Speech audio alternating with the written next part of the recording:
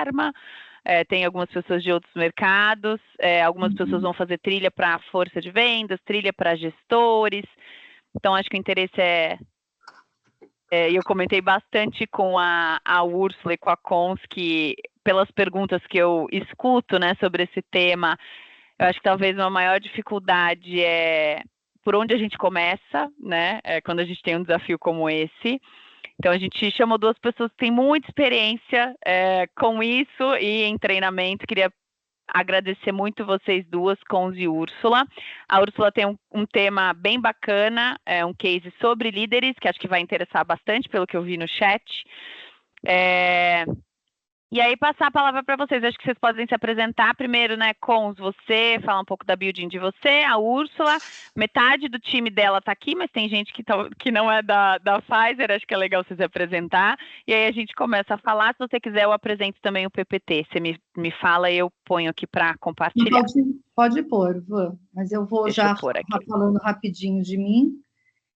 Vou falar pouco de mim para que a gente, né, use o tempo mais para discutir mesmo. Meu nome é Constanza Rume, eu sou farmacêutica e bióloga. Eu comecei minha vida trabalhando no hospital, depois tive uma passagem grande pela indústria farmacêutica, entre Roche e Novartis, em posições sempre de desenvolvimento, treinamento. Usado nas outras áreas de trabalho, tem coisas tão... Educação não faz mal. Ok. Peraí, deixa eu montar. Não, normal. Já montei. Acontece. E achei que era comigo. Eu falei, uau, deixa eu responder uma pergunta. Depois eu tive uma passagem rápida pelo mercado de consumo, trabalhei na Diageo, e há 12 anos eu fundei a Building 8, que é uma consultoria de treinamento e desenvolvimento, e a gente trabalha com vendas, liderança, toda a parte de digital learning. Eu acho que o mais legal, assim, é que a gente sempre busca criar, né? A gente é uma agência, uma consultoria que cria, né? A partir das necessidades do cliente. Então, a Úrsula é uma grande parceira. Nos últimos 4 anos, a gente tem feito muitas coisas juntas. Ela é meu exemplo para um monte de coisas positivas, não só como profissional, mas como feitos. E aí tem feito uma transformação espetacular, já vou aproveitando, já fazendo a transição para outra. Tem feito uma transformação espetacular em todos os lugares que passa, em especial na Pfizer. E, Úrsula, você não podia ser uma pessoa melhor para estar aqui hoje. Então, muito obrigada também por aceitar estar aqui dividindo essa apresentação comigo. Obrigada, Cons, mas tudo que a gente faz em parceria, né? Então, obrigada também por estar aqui. Eu estou super feliz de estar aqui, gente. Todo mundo que me conhece sabe que eu tenho um perfil um pouco mais low profile, então, para mim também é um desafio estar aqui dividindo as coisas com vocês. Eu percorri um caminho um pouco diferente, eu sou publicitária de formação. Eu não vim da força de vendas, como a maioria das pessoas que trabalham, né, em treinamento da indústria farmacêutica. Eu vim da educação corporativa, acho que foi um casamento perfeito, e eu estou aí no mercado desde 2002, no mercado farmacêutico, primeiro no Abbott, AbbVie e agora na Pfizer. Muitos anos de estrada, muitos problemas parecidos com o de vocês, então acho que vai ser bem legal a gente trocar figurinhas hoje e entender juntos aqui as nossas dores e como é que a gente faz para passar por elas juntos. Boa. Então, nós vamos fazer o seguinte, pessoal, eu vou trazer alguns números, algumas informações, né? É sempre bom, a gente trabalha bastante com aprendizagem baseada em evidências, né? Ou seja, quais são os números, quais são as evidências de mercado, de pesquisas, né, que nos ajudam a fazer mudanças também na organização. Então, eu já vinha escutando falar nesse Competence-Based Education, né, educação baseada em competências, tinha feito um material ou outro, tinha estudado, mas o negócio foi aquecendo no SXSW desse ano, na sessão de educação, teve bastante coisa sobre isso, e é sobre isso, então, que a gente vai falar, né, como que as organizações estão repensando a questão da competência até como ouro dentro da organização, e para fora também vocês vão ver. Podemos começar? Podemos. Ixi, deu uma cortadinha.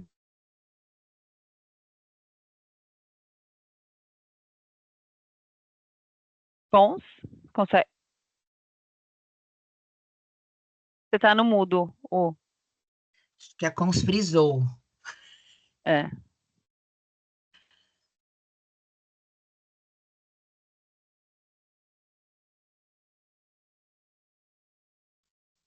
Voltou, Cons. Voltou. Bom, eu até estava comentando com a Úrsula mais cedo, e a gente falou sobre isso, que acho que a maioria das pessoas tem mais dificuldade de entender o que é. O que é o treinamento baseado em competência e como ele se difere do restante, né, dos formatos que a gente tem. Então, se você puder contextualizar e falar para a gente, vamos começar do começo, né? Como que você definiria aí o treinamento baseado em competência? Então, assim, acho que tem dois pontos, né? Primeiro, como a gente define, e depois como a gente trata, né? Então, na maior parte dos lugares onde eu estou, a Building tem mais ou menos uns 130 clientes, a gente faz treinamento para uma posição, um cargo, né? Então, você pega lá o cargo, as competências, né? O job description, o que esse cargo precisa entregar. Muita gente faz os gaps e você cria um treinamento para aquele cargo, né? Na Competence-Based Education, você primeiro olha para a entrega, para a competência crítica, e aí você fala, olha que interessante, a Úrsula precisa dessa competência. Olha, a Constanza também, não importa o cargo, as competências são transversais. Eu até trouxe um exemplo lá no final, depois, de mapa, né, para ajudar a gente a trabalhar. Mas a grande moeda de troca tem sido, então, os feitos, né? O que precisa acontecer, o que precisa ser feito, o que precisa ser entregue na organização. E faz muito sentido, né, isso. Por quê? Porque, primeiro, que as posições estão mudando, né? Cada vez a gente tem menos posições fixas e mais posições por projeto. E outra coisa é que as competências estão mudando também, muito. Então, aqui tem alguns números que eu trouxe, né? Olha isso, no Brasil, até 2030, 70% das habilidades necessárias para diversas funções serão diferentes. Então, não adianta a gente ficar olhando muito para o diploma, né? O diploma que a gente tirou lá em, sei lá, 10 anos atrás. Né? Não faz mais sentido a gente olhar para isso, né? E aí, assim, tem outro dado muito legal, né? Que, embora 82% dos executivos, né, o top management, fala assim, não, vai ser importante a gente adquirir conhecimentos novos, habilidades novas. Desses 82% na McKinsey, né, que responderam essa pesquisa, só 16 disseram que estão prontos. Então, tem um gap gigante de competências, né, de habilidades que a gente vai ter que resolver. Fora os números do World Economic Forum, que são assustadores, né? 170 milhões de empregos novos e 92 milhões, tem um saldo aí positivo, graças a Deus, né? Mas 92 milhões de empregos eliminados, né? Então, a mudança, e a gente pode falar de upskilling e reskilling, né? A gente trabalha, em geral, nas organizações, muito mais com upskilling, que é aprimoramento. Então, a gente pega lá o set de competências e vai aprimorando, fazendo conteúdos, né? E agora que a gente também está falando de reskilling, que é adquirir competências. E quando a gente pensa nisso, pessoal, pode pôr o próximo, Van. Já coloquei. Olha que interessante, a gente não fala só de treinamento, a gente fala de aquisição de pessoas, de atração de pessoas, né? Vale a pena, quem ainda não conhece, conhecer o STARS, que é um projeto americano que fala sobre Skilled, o nome, né, um acrônimo para Skilled Through Alternative Routes, ou seja, pessoas que têm habilidade, olha que interessante, mas não fizeram mestrado, não fizeram a faculdade específica, elas foram adquirindo essas habilidades ao longo do tempo, né, em várias passagens, ou até como ser mãe, né, ou como gerenciar alguma coisa. Então, hoje nos Estados Unidos, 70 milhões de trabalhadores, ou seja, 50% da força de trabalho inteira americana está nesse lugar, tem as habilidades, mas não tem como comprovar. E aí existe esse movimento enorme para falar, tá bom, então vamos contratar com habilidades, em vez da gente só medir habilidade quando a pessoa está no cargo. Então, o poder público abriu 400 mil vagas, né? E os empregadores, que são Google, IBM, que estão dentro desse projeto,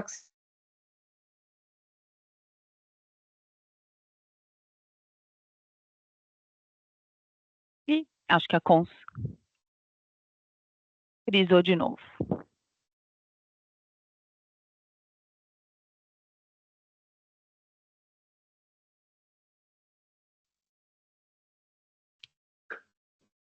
hoje a internet Voltou. está me ajudando. Agora você voltou.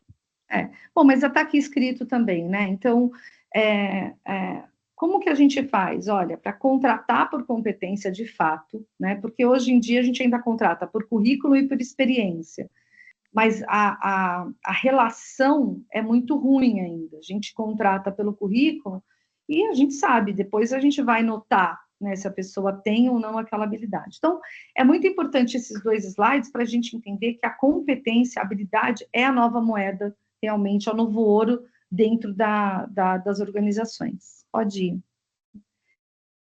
E aí, então, a gente fez uma atualização, eu e a Úrsula aqui, que tá um chá, né? O que é competência?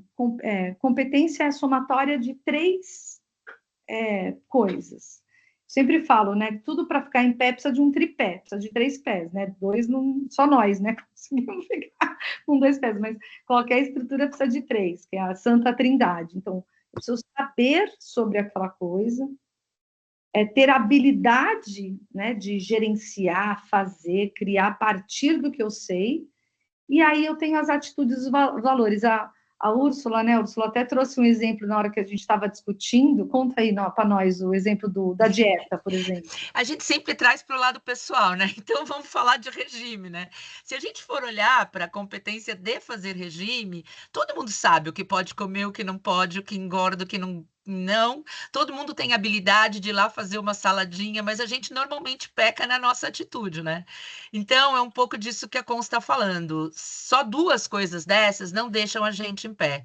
A gente precisa, quando a gente fala em competência, trabalhar também essa questão que é bem difícil da atitude, do querer de cada pessoa que está ali, né? E eu acho que a gente que trabalha em treinamento sabe o quanto trabalhar atitude é complexo, né?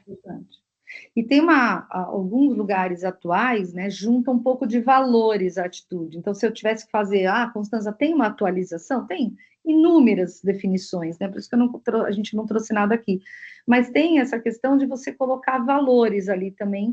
Pode ser, entre aspas, como uma atualização em relação ao chá, né? Conhecimento, habilidades e atitudes. Aí, agora, Úrsula, conta o case do Mais Líderes.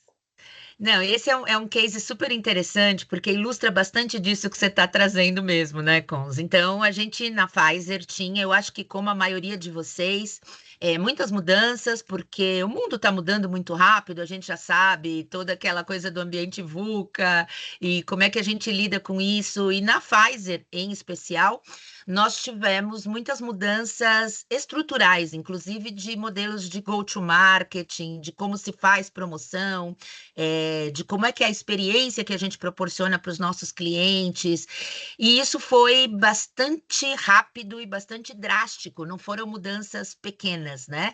Então, a gente precisou trabalhar as pessoas para estarem atendendo as demandas do negócio, mas também para estarem felizes, né, em meio a esse tanto de mudança, estarem entendendo o propósito de tudo aquilo e etc. Então, tinha também essa questão do clima, de como é que a gente organiza isso na mudança e como é que os líderes, com o seu papel, né, de gestão de mudança, conseguiam conduzir suas equipes em função do engajamento que a gente precisava, porque os resultados como vocês sabem bem, eles precisam vir rápido, né? Então, a gente tinha também alguns recursos internos super legais, mas super pouco usados, porque as pessoas não tinham esta questão da atitude, do querer, do valor, do autoaprendizado, e a gente tinha os desafios de fazer, de conectar todos esses pontos para que isso acontecesse de uma forma efetiva. Então, a gente trabalhou num set de competências de liderança, onde a Global trouxe para a gente alguns elementos super importantes de quais são as competências do novo negócio, pensando nos novos modelos que a gente estava implementando, mas a gente também teve um cuidado local de ir trabalhar com toda a nossa liderança sênior para entender o que os seus líderes estão entregando agora e o que eles precisam entregar quando a gente entende o que é sucesso para a gente no meio de todas essas mudanças, né? E aí a gente chegou nas competências que eram globais, mas como é que a gente fazia a tropicalização disso aqui para o Brasil? E aí a gente criou, junto com a Building, super parceira nossa aqui, como a Cons trouxe, um set de competências e uma metodologia interessante, né? Eu vou trazer um exemplo aqui. Quando a gente fala de coaching, por exemplo, a gente levantou quantas horas de cursos de coaching a gente tinha e dava mais que um MBA, né? Por que as pessoas continuavam não aplicando coaching de uma maneira que a gente considerava efetiva, né? Mesmo com tantas horas. Então, aí você já começa a entender que não é conhecimento dentro do chá, né? As pessoas sabem. As pessoas têm habilidade de fazer coaching e a gente treina isso, a gente faz roleplay, a gente traz estudo de caso, de coaching, né? Por que as pessoas de fato não implementam isso? Aí tá na atitude, tá no valor, tá em criar uma cultura de coaching. Como é que a gente trabalha para fazer isso, né? E a gente entendeu que a gente tinha que fazer as pessoas vivenciarem tudo isso. Dentro daquele modelo 70-20-10 que vocês conhecem bem também.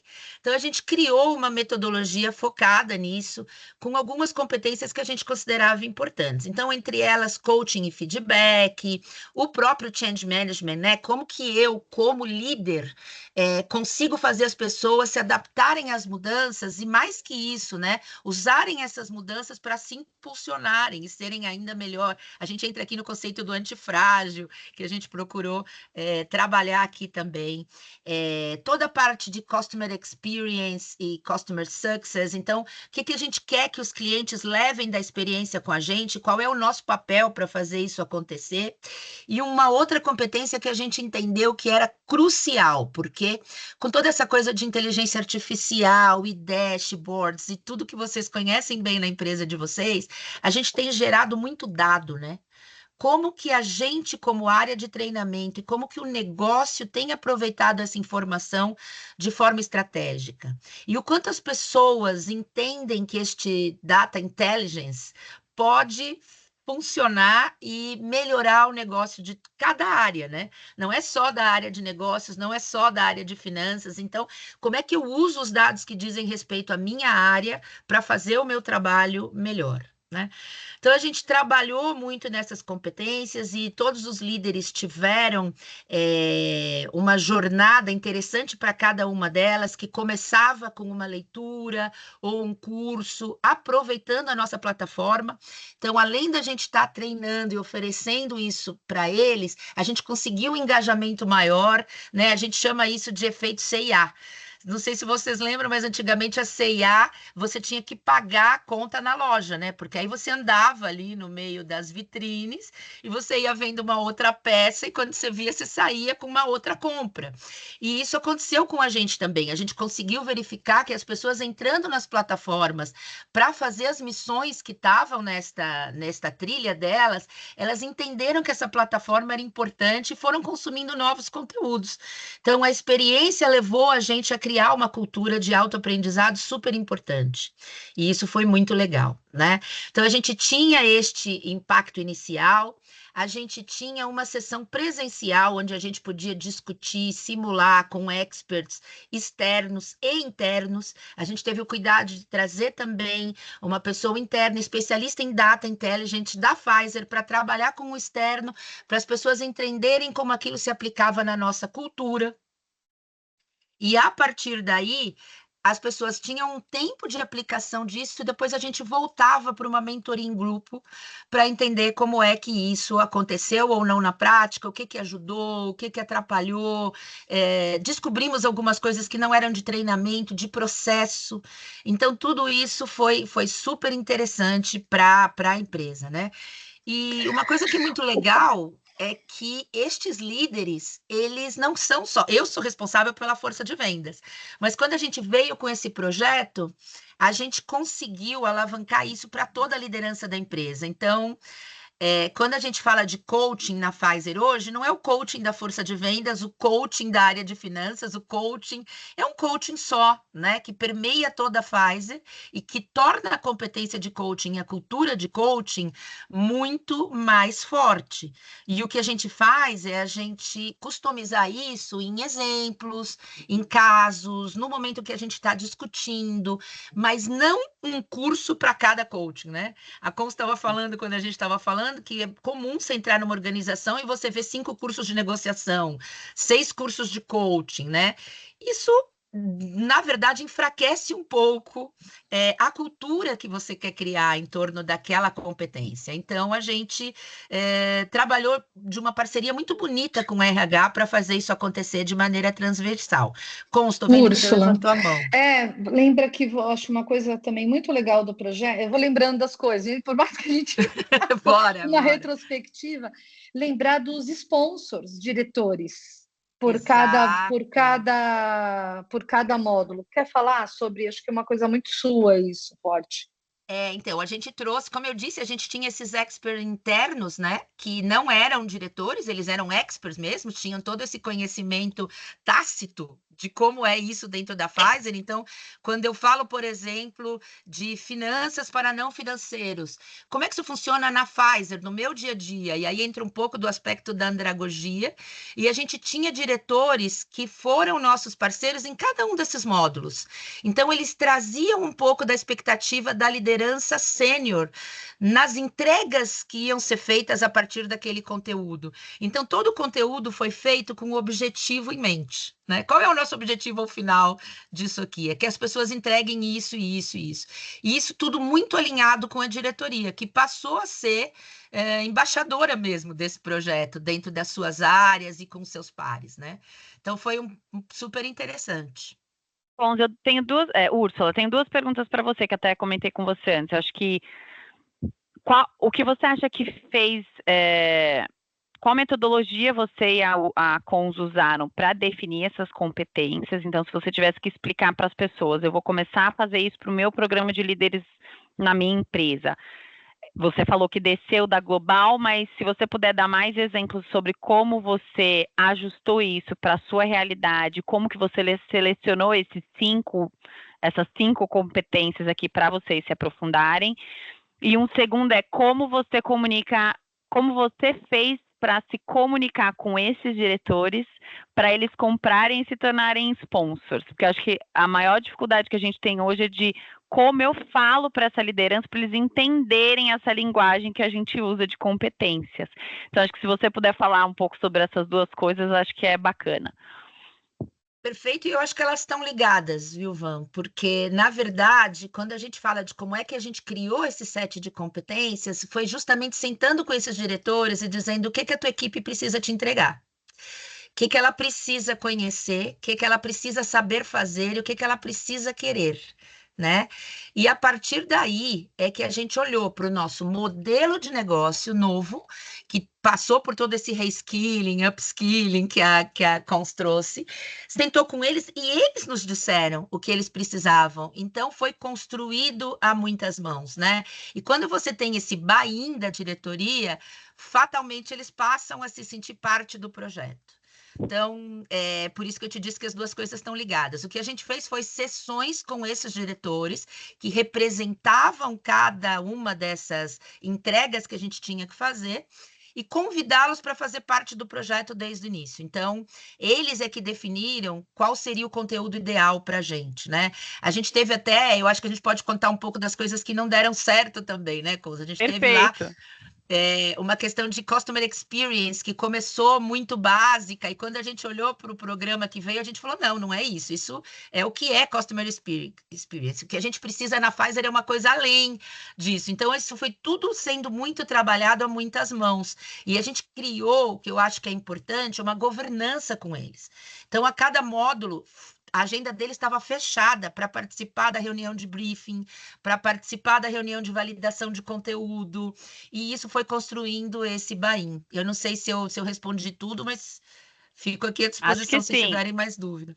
Eu acho que uma coisa, só adicionar, né? E não adicionar, mas talvez refrasear um pedacinho aqui do que a Úrsula falou, que acho que foi uma sacada muito boa dela, é que às vezes a gente deixa para ir falar com esses diretores, até por medo, né? Eu não sei, né? De se expor. Ou não está 100% pronto, né? Ou não está 100% pronto. E no nosso caso lá, foi completamente ao contrário. A gente tinha o set, a Úrsula fez um exame desse set de competências, e aí já os diretores, assim, eles pareciam que eram a gente na sala de aula, quando a gente estava junto, assim, eles ficaram super envolvidos. Então, eu acho que co-construção é uma resposta muito interessante, né? E acho que a Úrsula conseguiu isso com esses 4, 5 líderes, né? Tirando o RH, ela conseguiu muito isso, assim. Eles estavam juntos desde o preparo até o final. E acho que isso, assim, foi uma forma muito legal de trazer, porque precisa, né, gente? Precisa tirar a pessoa da sala, do trabalho, precisa garantir que a mentoria vai sair, precisa garantir que as pessoas estão com esse foco na execução. Então, mais um parabéns aí para a Úrsula, porque realmente foi muito Para bom. nós, né, Cole? Você estava comigo nesses desafios. Mas essa é uma iniciativa muito sua, assim, o seu jeito de trabalhar, eu acho. E como que vocês mensuraram? Porque eu vejo aqui que tem, né, a parte de mensuração, e eu vi que vocês pegaram vários layers. Então, explica para a gente um pouco do racional também, de como vocês decidiram mensurar e mostrar o impacto desse projeto. A gente tinha um auto-assessment e o assessment do gerente como baseline, né? Então, a gente definiu essas competências e aí a gente foi perguntar para a pessoa, como que você acha que você está desempenhando o seu data intelligence hoje, pensando no que a Pfizer exige de você. E a gente fez isso no baseline, e a gente fez isso com o chefe dele também. Então, como é que a Constança hoje está desempenhando o data intelligence, como é que você gostaria que ela estivesse? E a gente percebeu que tinha uma expectativa muito diferente da liderança versus o auto-assessment, né? Então, isso foi legal porque também exigiu que os líderes sentassem com as suas equipes e alinhassem expectativa em relação ao que eles queriam que fosse entregue, né? Então, eles tiveram todo este processo de alinhamento e, ao final, a gente refez esta mesma pesquisa, tanto como auto-assessment, como com os líderes. E aí, o que foi muito bonito de ver foi que o espaço entre a expectativa que o chefe tinha e ele diminuiu muito. Ele passou a se ver de uma maneira muito mais crítica e muito mais real, e o chefe entendeu claramente como ele conseguiu entregar melhor cada uma dessas competências, né? E uma outra coisa que a gente tem trabalhado bastante é com data intelligence interna, porque não adianta a gente vender e a gente não fazer, né? Então, a gente está criando alguns KPIs de treinamento que ajudam a gente a entender o impacto que a gente está tendo no negócio, né? Então, não só mais aí em treinamento, mas existem, por exemplo, um trabalho de boas práticas, onde as pessoas estão fazendo social learning para trocar essas coisas. Muita coisa legal sendo feita baseada nos resultados que isso trouxe, né? Mas eu acho que o que mais saltou aos olhos da gente e da liderança foi, primeiro, este alinhamento que aconteceu, e segundo, o acréscimo que a gente teve nessas métricas, nas avaliações tanto de reação quanto de satisfação e de aplicabilidade após o treinamento. Van, Cons, não sei se você quer complementar? Eu tenho uma pergunta aqui: quanto tempo? Esse foi um programa que durou praticamente 8 meses, mais ou menos, entre começar e acabar. Então, a gente fez um auto-assessment no final e o auto-assessment na frente. E uma coisa que vocês vão ver, eu trouxe alguns dados aqui dessa estrutura de Competence-Based Education, a própria quantidade de práticas, o próprio feedback, ele também é parte do trabalho, né? Então, isso é muito interessante, assim, por exemplo, quando a gente coloca aqui, né, as mentorias com coleta de melhores práticas também geraram indicadores de que se as pessoas experimentaram, se fizeram os exercícios, né, se fizeram as observações certas. Então, eu acho que aqui, eu sempre falo, né, avaliar um treinamento, uma ação de desenvolvimento, exige da gente também criatividade, porque a gente precisa pensar em formas diferentes de fazer essa observação. Acho que e eu acho que o que você trouxe, Úrsula, eu consigo ver claramente também os exemplos que eu tenho dentro da minha organização, porque eu fiz também um programa e a autoavaliação das pessoas era altíssima no pré-assessment. Exato. E aí foi um tema que a gente discutiu arduamente. Nossa, as pessoas se colocaram como 9, 10, e a gente sabia claramente que não era isso. E o bonito foi, ao longo do processo, então, eu vi também que perguntaram e você respondeu, né? Depois de quanto tempo a gente faz? E acho que você colocou 3 e 6. Eu fiz a mesma coisa. Então, eu fiz... era uma jornada, enfim, também mais ou menos no mesmo tempo. Então, no meio da jornada virtual, fiz um e, ao final, fiz outro. Então, foi bonito de ver a percepção, a autoavaliação das pessoas irem alterando, até reduzirem, o que não é ruim, né? Ou seja, as pessoas estavam tendo uma dimensão ou uma clareza maior de qual era a competência de fato que elas tinham. Então, isso a gente acho que é legal também trazer para o grupo, que não necessariamente a gente quer, ou imagino que vocês queriam aqui também, altos scores.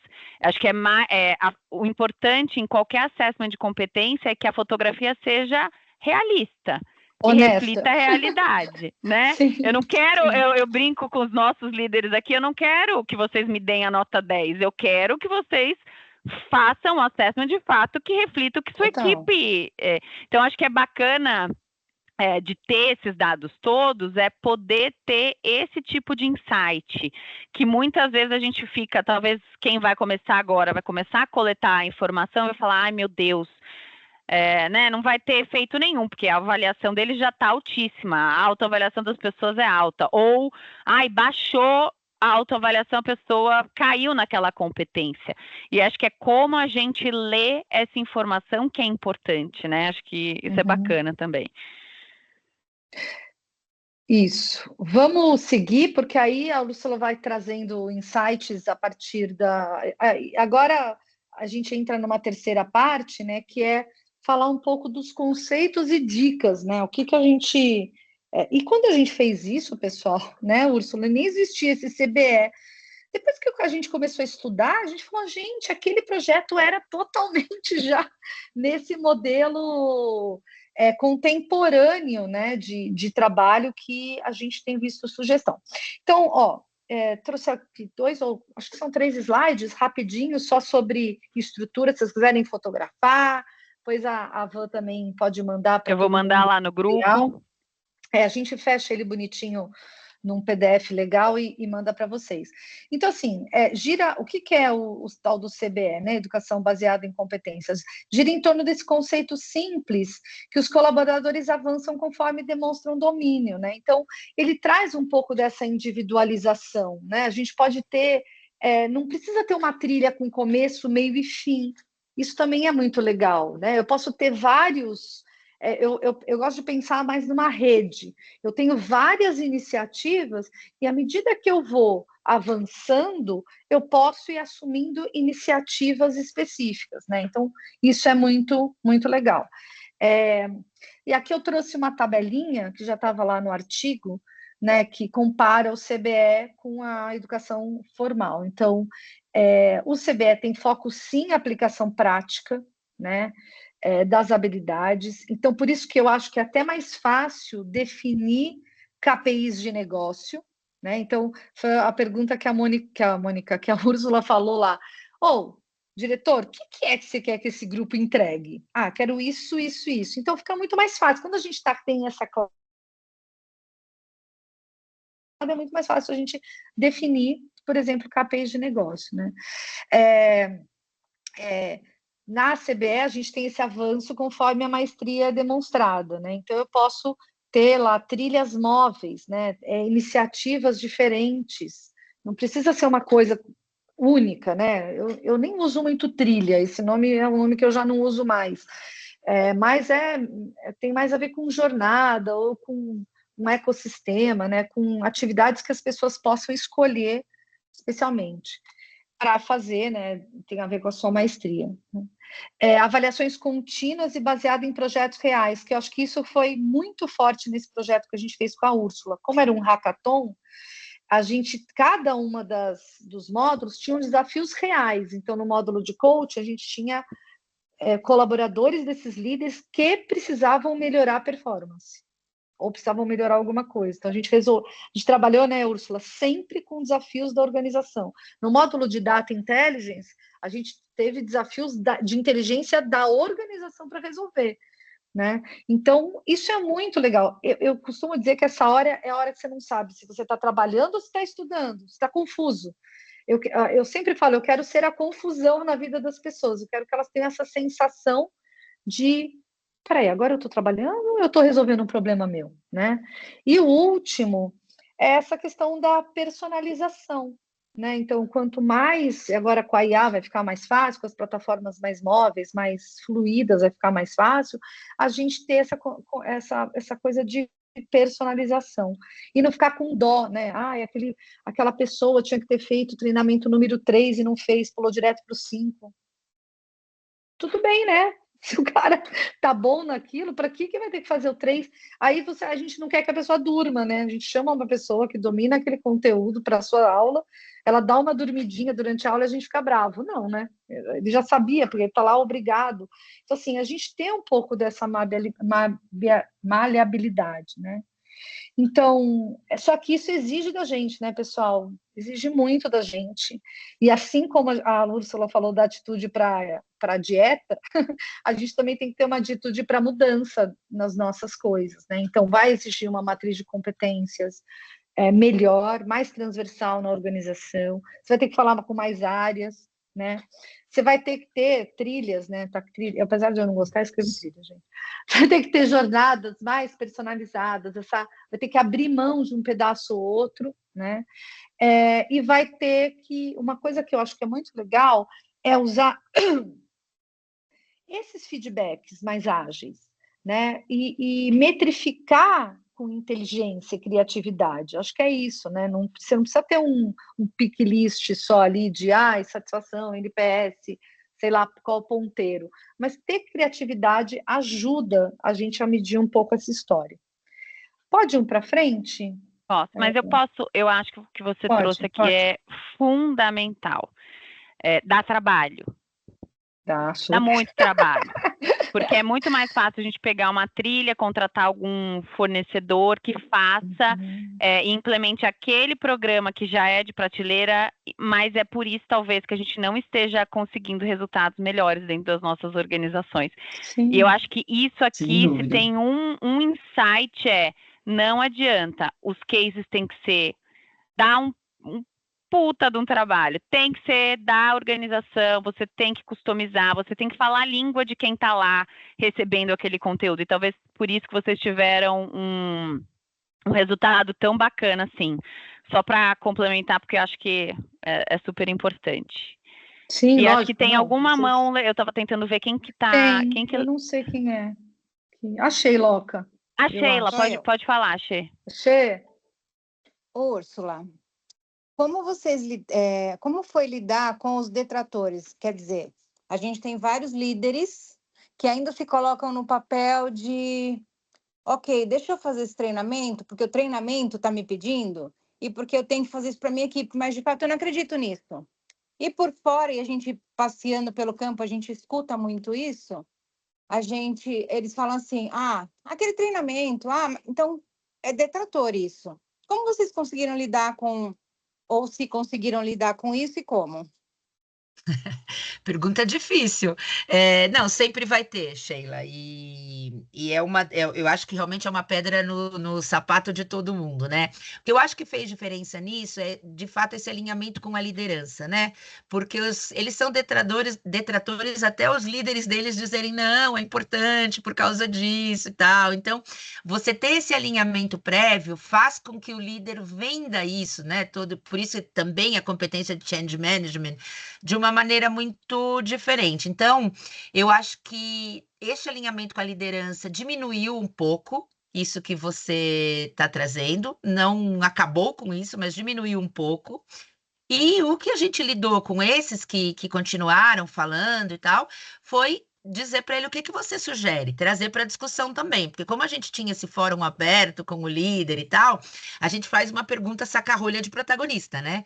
Porque todo mundo reclama até você dizer, ok, então se isso não tá bom, o que que você sugere? Como é que a gente melhora isso? E aí você vê que as coisas não chegam, né? Então é o reclamar pelo reclamar. Então tem sempre uma parcela que vai ter isso, e tem também algumas pessoas que realmente não gostaram e trouxeram boas ideias e a gente acabou incorporando. Mas eu acho que são essas duas coisas: a liderança dando uma suavizada, porque quando eles sinalizam que isso é importante, normalmente a equipe abraça. E quando a gente teve um caso ou outro mais complicadinho, a gente convidou para dizer, tá bom, como é que a gente faz diferente, então? Como é que isso seria interessante para você? E aí vieram até algumas boas ideias e também teve gente que não trouxe nada, só queria reclamar mesmo. Posso adicionar uma coisa, Úrsula, que eu acho que também, Claro. além da coisa do diretor que você liderou, dos diretores que você liderou, acho que o assessment também ajudou um pouco, sabe? Porque na hora que eles viram, né? Uma coisa é você verdade. dizer que precisa. A hora que eles viram o assessment, os gaps, etc., Sheila, eu acho que também, peraí, aqui eu tenho um ponto. E tudo que a gente fez o tempo todo tinha muito significação, tinha muito porquê. Então, também acho que o próprio conteúdo, a forma como a gente montou, também ajudou. Mas sempre tem, né? Afe Maria, sempre tem as pessoas do contra, né? Mas ok. Tem duas perguntas bom. aqui, só que Também acho tem que, gente peraí, deixa eu só ver aqui. Uma foi que é importante o colaborador também visualizar o progresso das competências individualmente. Se vocês tiveram algum ponto para poder ajudar esses participantes a olharem individualmente o seu progresso ou a sua análise individual. Como que vocês fizeram? O que a gente fez foram essas pesquisas de baseline e as depois de implementação, né, com comportamentos observáveis para ajudar os líderes a poder avaliar isso de uma maneira menos subjetiva. E o que a gente fez foi estimular essas conversas de alinhamento de expectativas entre eles, né? Acho que é isso. Uma coisa que talvez valha a pena, não sei quem foi que colocou a pergunta. Eu gosto bastante de relatórios individuais, não, às vezes um one-page para a pessoa ou para o gestor ter essas conversas que a Úrsula comentou, né, com todas as competências talvez descritas e como a pessoa evoluiu ao longo do programa, para dar algo tangível para o gestor e para eles poderem ter esse bate-papo. Acho que é uma coisa bacana que talvez você possa fazer. Não sei se era... Foi isso que ele recebeu. Ele recebeu um gráfico de aranha com a avaliação dele versus a do gestor nas 3 vezes, Perfeito, então é isso. Então, eles têm algo tangível, visual, das competências para eles conversarem entre eles. E aí, teve uma outra pergunta que é se você fez algum assessment 360 para poder detectar os gaps. Não, 360 não. A gente fez liderança e auto-assessment. Perfeito. 180. Tá, que é o que você já tinha comentado, tá bom. Pessoal, assim, às vezes a gente também vai ter que escolher, né, o que é possível. Isso é importante a gente saber, porque às vezes a gente é uma pessoa só, né, no máximo tem um fornecedor ajudando, 2 pessoas, então a gente também tem que ver essa coisa de metrificar tudo, ela dá um trabalho do caçamba, né, para não falar do alguma coisa. Então, toma cuidado também, né? Acho que escolher as métricas possíveis já é fantástico, né? Já ajuda. Alguém de vocês tinha perguntado, né? Como escolher o melhor set de competências, né? Eu trouxe aqui algumas dicas muito rápidas, né? Você pode pesquisar no mercado. Então, eu trouxe aqui o set de competências do Core Skills do The Future of Jobs, o último, tá? Então, a gente já tem aqui um cheiro, né? Das competências que vão ser necessárias. Então, pode te dar ser um balizador, mas eu acho que você precisa partir da estratégia da organização, né, e não de modismos, né? Então é importante. Agora, identificar os papéis críticos, né, nessa organização, vocês vão ver no mapa que eu trouxe para cá, e fazer um mapeamento dessas competências e depois parear, ver o que é importante para um, o que é importante para o outro. Ajuda demais a gente não ter comprar 8 cursos diferentes de negociação, 25 cursos diferentes de liderança, que é o que a gente vê. Imagina quanto dinheiro jogado no lixo tem ali também, investimentos e coisas, e falta de cultura, como que o curso lá trouxe, porque cada um tem uma nomenclatura diferente para falar uma coisa, né? Depois, análise então, eu tenho o set de competências definido, como que está a minha análise de lacunas atuais, né? Onde eu estou bem, onde eu estou mal. E uma coisa que eu acho que a gente precisa começar a falar disso, eu vou falar bastante no CBTD, inclusive, é colocar aqui algumas competências do futuro, para começar a preparar, porque treinar competência não é uma varinha de condão, né? Falar, bate aí na cabeça de alguém e está feito. Demora, tem uma construção. Então é importante olhar também um pouco para o futuro, né? E aí, exatamente o que a Úrsula trouxe. Co-construa com gestores e líderes, né? Empodere eles desde o começo, né? Trabalhe junto. Né, o valor disso é inestimável. E teste, ajuste. A gente nunca está pronto. É uma coisa impressionante. A gente está sempre testando e ajustando. Então, aqui tem algumas dicas para vocês trabalharem com um set de competências. Quer passar? Tá no finalzinho. Aqui, esse, né? Aqui, pessoal, quem quiser, eu mando, tá? A gente tem aqui na Building, gratuitamente, um playbook de estratégia. Então, lá no nosso playbook de estratégia mesmo, né, também não tendo visto esse conteúdo, ele nem existia ainda, CBE, a gente já em 23, a gente sugeria, porque é o que a gente vê nas organizações, a gente entra lá, entra nas plataformas e tem 8 cursos de negociação, 4, 5 de comunicação, 85 de feedback. Então, assim, eu coloco lá, né, quais são as posições aqui no eixo Y, coloco as posições críticas, não precisa pôr todas, vamos pôr as críticas.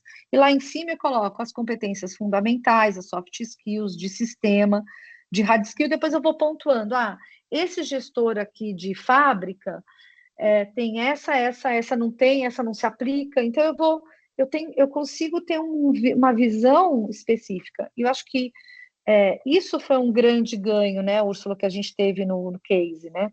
Tinha gente de todo lugar falando sobre coaching e feedback. Então foi muito legal, porque eram situações e momentos e coisas que as pessoas puderam agregar muito uma nas outras. E a gente sempre tem esse preconceito de juntar públicos diferentes na mesma sala. Eu acho que toda vez na minha vida que eu tiver um bom exemplo, esse vai ser um bom exemplo. As pessoas estavam totalmente multidisciplinares. Tá? Então, aqui tem esse playbook, quem quiser eu mando, tá pronto, é só meio para inspirar.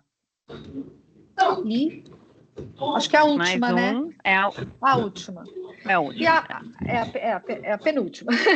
E aqui, pessoal, são dicas práticas para você colocar a Competence-Based Education, né, no seu trabalho. Então, traduzir as competências em comportamentos observáveis, bem observáveis. Quanto menor esse comportamento, mais fácil para você fazer essa conexão, né? Eles podem ser adaptados por área. Olha que legal, eu posso ter um set de comportamentos que é transversal, mas eu posso ter uma outra coisa que é adicional por área, né? A competência, ela pode ser a mesma, mas o desafio lá, as missões, as rodas de conversa, se você quiser, as missões podem ser por equipe, né? Então eu não preciso ter 85 mil cursos, eu posso ter puxadinhos, né, desse curso de formas diferentes. Então, sempre ter prática, isso é muito importante. Acho que um dos fundamentos da competência, da educação baseada em competência é prática. Criar desafios que permitam que as pessoas tentem, errem, reflitam, refaçam e simplesmente ampliem sua capacidade. E medir com indicadores de negócio, não só com NPS, é muito legal, né? Então, quem conseguir, quem for para esse lugar, não é fácil, já vou avisar, é super complexo, mas é possível. Só para a gente não atrasar, acabou. Acho que agora vamos para E a aí, história Úrsula, se você final. quiser colocar o seu e-mail da Pfizer aqui para o pessoal Isso. ter o seu contato, e tem acho que o QR Code, o telefone da Cons. Eu vou salvar também essa apresentação, vou Legal. colocar em PDF lá no nosso grupo, então para quem ainda não faz parte, deixa eu colocar o link de novo aqui.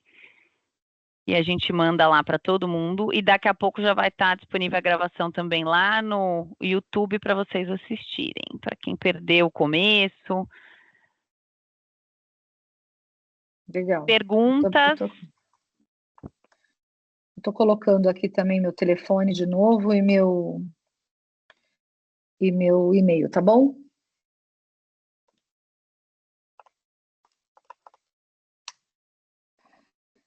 E aí, vocês gostaram, pessoal?